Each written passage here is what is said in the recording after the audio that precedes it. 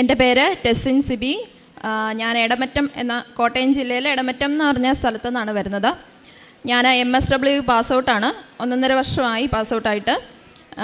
എൻ്റെ ഏറ്റവും വലിയ ആഗ്രഹമാണ് എബ്രോഡ് പോയി സോഷ്യൽ വർക്കറായിട്ട് തന്നെ ജോലി ചെയ്യണം എന്നുള്ളത്.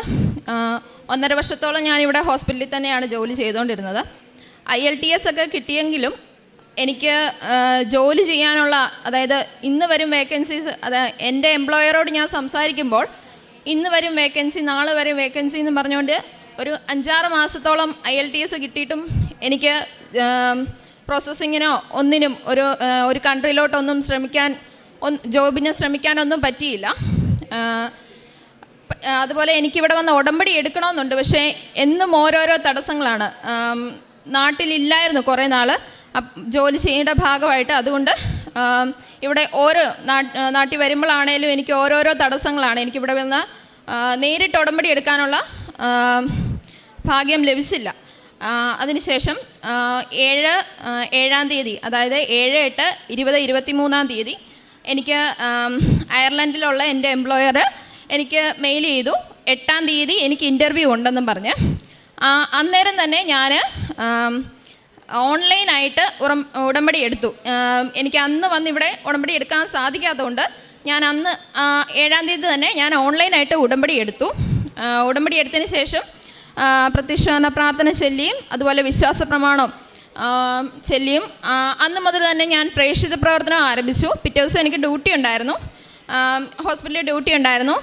അന്ന് രോഗികളെയൊക്കെ കാണാൻ പോവുകയും അതുപോലെ എന്നെ കൊണ്ടാകുന്ന രീതിയിലുള്ള സഹായം ഞാനൊരു രോഗിക്ക് ഇങ്ങനെ ഡയാലിസിസിന് വേണ്ടിയുള്ള പണം കൊടുക്കുകയൊക്കെ ചെയ്തു.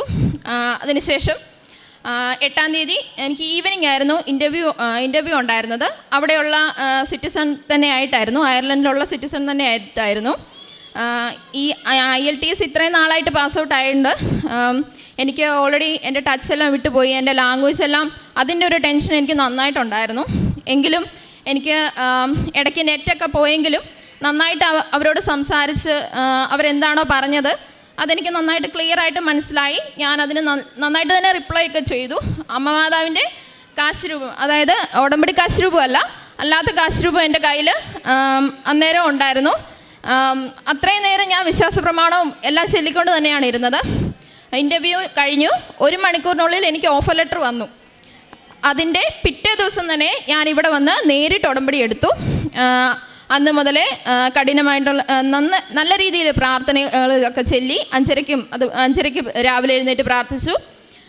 അതുപോലെ വൈകിട്ട് പിന്നെ ഇതിൻ്റെ ഇടയ്ക്കെല്ലാം ഞാൻ ഹോസ്പിറ്റലിൽ ഡ്യൂട്ടി ചെയ്യുന്നതുകൊണ്ട് തന്നെ എനിക്ക് രോഗികളായിട്ടൊക്കെ ഒത്തിരി അവിടെ ഉള്ള ഇൻപേഷ്യൻസിനെയൊക്കെ എനിക്ക് കയറി കാണുകയും അവരോട് റൂമുകളിലൊക്കെ പോയി മാതാവിനെക്കുറിച്ചൊക്കെ പറഞ്ഞ്, അതുപോലെ അന്ന് 8-ാം തീയതി വന്ന് ഉടമ്പടി എടുത്ത് എനിക്ക് പത്രമൊക്കെ കിട്ടിയിരുന്നു. ആ പത്രം എൻ്റെ വീടിൻ്റെ അടുത്തുള്ള അയൽവക്കക്കാർക്കും അതുപോലെ അവിടെയുള്ള എൻ്റെ കൂട്ടുകാർക്കൊക്കെ പത്രമൊക്കെ കൊടുത്തു.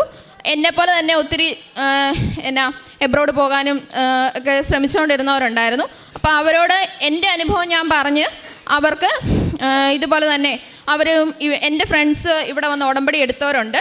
അവർക്കും പ്രോസസ്സിംഗ് ഒക്കെ ഇപ്പം നടന്നുകൊണ്ടിരിക്കുകയാണ്. അതുപോലെ ഒരു കാര്യം എന്ന് പറഞ്ഞാൽ, ഞാൻ ഉടമ്പടി എടുത്തിട്ടും ഇനി അയർലൻഡ് പ്രോസസ്സിങ് ഏകദേശം 1 വർഷത്തോളമാണ് വരുന്നത്. എനിക്കത് 6 മാസത്തോണ്ട് ഞാൻ എൻ്റെ മാതാവിനോട് പ്രത്യേകമായിട്ട് പ്രാർത്ഥിച്ചതിൻ്റെ ഫലമായിട്ട് തന്നെയാണ് 6 മാസം കൊണ്ട് എൻ്റെ എല്ലാ പ്രോസസ്സിങ് എല്ലാം കഴിഞ്ഞു. പേപ്പർ വർക്കുകൾ കഴിഞ്ഞു, വിസ വന്നു. ഈ മാസം ജനുവരി 19-ാം തീയതി ഞാൻ അയർലൻഡിന് പോവുകയാണ്. അതുപോലെ ഈ ഉടമ്പടി എടുത്തതിന് ശേഷം എനിക്ക് നല്ല മുൻകോപമുള്ള ഒരാളായിരുന്നു.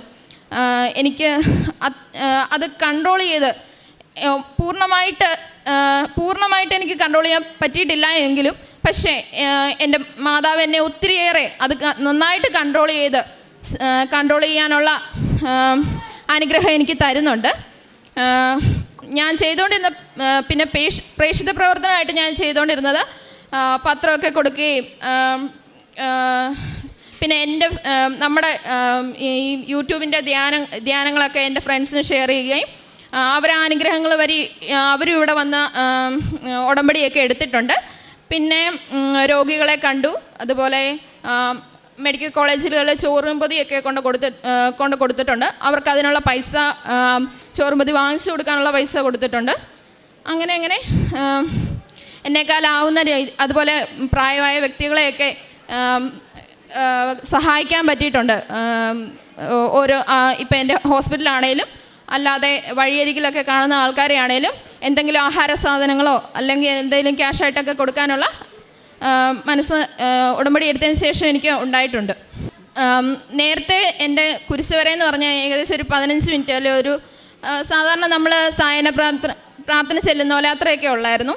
പക്ഷേ ഇപ്പം എൻ്റെ കുരിശുവര എന്ന് പറയുന്നത് 1 മണിക്കൂറാണ്. അതിന് കൂടെ ഈ ബൈബിൾ വായന അരമണിക്കൂറുള്ള നമ്മുടെ ഉടമ്പടി എടുത്തവർക്കറിയാം.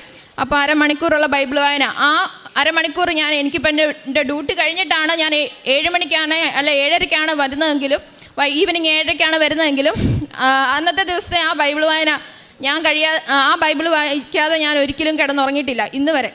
വിശുദ്ധ ഗ്രന്ഥത്തിൽ 12-ാം സങ്കീർത്തനം 6-ാം തിരുവചനം പറയുന്നു, കർത്താവിൻ്റെ വാഗ്ദാനങ്ങൾ നിർമ്മലമാണ്, ഉലയിൽ 7 ആവർത്തി ശുദ്ധി ചെയ്തെടുത്ത വെള്ളിയാണ്.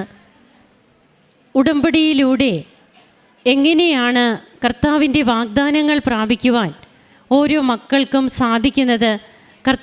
തൻ്റെ വാഗ്ദാനം ഇപ്പോഴും നിറവേറ്റിക്കൊണ്ട് ദൈവം ഞാനും എൻ്റെ പിതാവും പ്രവർത്തന നിരതനാണ് എന്നുള്ള ആ ഒരു സത്യം നമ്മുടെ ജീവിതത്തിൽ, പ്രത്യേകിച്ച് ഉടമ്പടി എടുക്കുന്ന മക്കൾ തങ്ങളുടെ ജീവിത സാഹചര്യങ്ങളിലൊക്കെ ബോധ്യത്തോടെ മാറ്റങ്ങൾ വരുത്തുമ്പോൾ ഈ സങ്കീർത്തനം പറയുന്നത് പോലെ ഉലയിൽ 7 ആവർത്തി ശുദ്ധി ചെയ്തെടുത്ത വെള്ളിയാണ് അവിടുത്തെ വാഗ്ദാനം എന്നുള്ളത് നിറവേറപ്പെടുകയാണ്. എങ്ങനെയാണ് തൻ്റെ ജോലി, എബ്രോഡൊരു ജോലി, അത് ഈ മകൾക്ക് ഒരു സ്വപ്നമായിരുന്നു.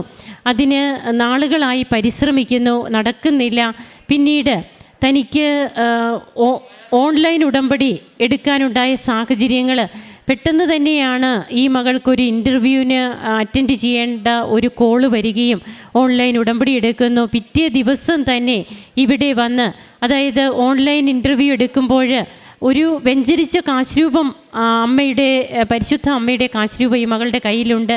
അതുകൊണ്ട് ഇൻ്റർവ്യൂ അറ്റൻഡ് ചെയ്യുന്നു. ഉടനെ തന്നെ ഓഫർ ലെറ്റർ കിട്ടി എന്നാണ് പറയുക. പിറ്റേ ദിവസം തന്നെ ഇവിടെ വന്ന് ഉടമ്പടി എടുത്തു. നാം എന്തുമാത്രം ഈശോയ്ക്ക് വേണ്ടി വിയർക്കുന്നുണ്ട് അത് നാം ചിന്തിക്കണം. നാം ഇൻവെസ്റ്റ് ചെയ്യുക, അതാണ് ബഹുമാനപ്പെട്ട ജോസഫ് അച്ഛൻ പറയുക. നമ്മുടെ ഇൻവെസ്റ്റ്മെൻറ്റ് നാം എടുക്കുന്ന ഓരോ നമ്മുടെ ഭാഗത്തു നിന്ന് എടുക്കുന്ന ഈശോയ്ക്ക് വേണ്ടി ചെയ്യുവാൻ, ഈശോയ്ക്ക് വേണ്ടി മാത്രം ഈശോയ്ക്ക് വേണ്ടി ചെയ്യുക, അല്ലാതെ നമ്മുടെ കാര്യങ്ങൾക്ക് വേണ്ടിയിട്ടല്ല. നമ്മുടെ കാര്യം നടന്നാലും നടന്നില്ലെങ്കിലും ഞാൻ എൻ്റെ ഈശോയ്ക്ക് വേണ്ടി എൻ്റെ ജീവിതം, എൻ്റെ ഉടമ്പടി ജീവിതത്തിലെ ഈ കുറച്ച് കാര്യങ്ങൾ, കാരുണ്യ പ്രവർത്തികൾ, പ്രേക്ഷിത പ്രവർത്തനമൊക്കെ ഞാൻ ചെയ്തിരിക്കും. അതുപോലെ വ്യക്തിപരമായ ജീവിതത്തിലൊക്കെ ഓരോരുത്തർക്കും വരുന്ന മാറ്റങ്ങൾ അതെല്ലാം ഈ മകളിവിടെ പറഞ്ഞു കഴിഞ്ഞു. അങ്ങനെ തനിക്ക് പോകാനുള്ള കാര്യങ്ങളൊക്കെ ഈശോയിലൂടെ, പരിശുദ്ധ അമ്മയുടെ മധ്യസ്ഥതയിലൂടെ ഈശോ നൽകിയതിന് നന്ദി പറയുന്ന ഈ മകളോടൊപ്പം കരങ്ങളടിച്ച് ഈശോയ്ക്കും അമ്മയ്ക്കും നമുക്ക് നന്ദി പറയാം. ദൈവത്തെ മഹത്വപ്പെടുത്താം. യേശുവേ നന്ദി, യേശുവേ സ്തുതി, യേശുവേ ആരാധന. അത്യപൂർവ ദൈവാനുഭവങ്ങൾ ഇനി നിങ്ങൾക്കും സ്വന്തം. ഈ യൂട്യൂബ് ചാനൽ ഇതുവരെ സബ്സ്ക്രൈബ് ചെയ്തിട്ടില്ലെങ്കിൽ ഇപ്പോൾ തന്നെ സബ്സ്ക്രൈബ് ചെയ്യുക. ഈ വീഡിയോ ഇപ്പോൾ തന്നെ നിങ്ങളുടെ സുഹൃത്തുക്കൾക്ക് ഷെയർ ചെയ്തുകൊണ്ട് കർത്താവിൻ്റെ പ്രേക്ഷിതരാകുക.